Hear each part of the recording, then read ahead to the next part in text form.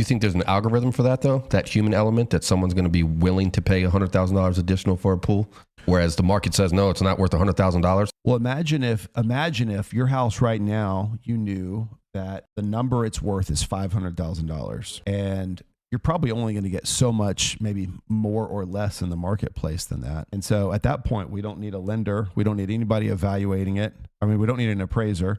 You know, we start to see costs come down because we're streamlining the speed at which we know what something, you know, that contingencies are irrelevant because we know they'll lend on that as long as you can qualify. Well, and they've kind of been moving towards that with increasing the threshold, the lending threshold to go into a different class of loan, right?